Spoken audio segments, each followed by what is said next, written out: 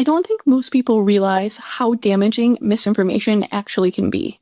A lot of people assume it can be harmful in the moment, but that as long as it's corrected later, everything eventually evens out. But that's not usually how it works. Once misinformation takes hold, corrections rarely erase the original lie entirely. And today, I want to show you the clearest example of that.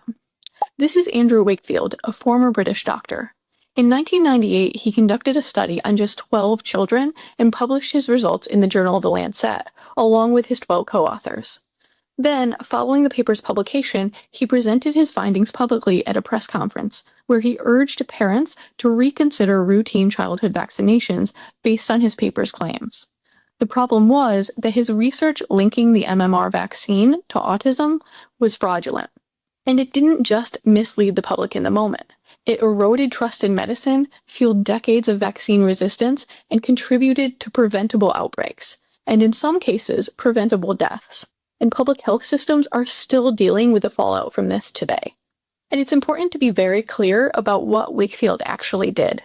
This wasn't just a misunderstanding or a scientific disagreement. It was deliberate misconduct that fundamentally altered our modern society. And now I'm not going to walk through every way that this research was fraudulent here, because there's a lot. But if you want the full explanation, head over to my Substack. The link is in my bio. The paper was fully retracted in 2010, and Wakefield was stripped of his medical license in the UK. But by then, the damage was already done. The idea that vaccines might cause autism had already embedded itself in public consciousness. Advocacy groups had formed, and fear had spread far beyond the original claim. And Wakefield didn't just disappear. Instead, his story was reframed, not as fraud uncovered, but as persecution. He was hailed as this lone truth-teller, silenced by powerful interests.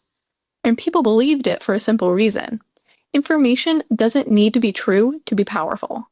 It just needs to spread before accountability arrives.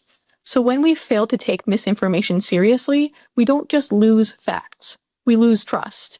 And sometimes, people lose their lives.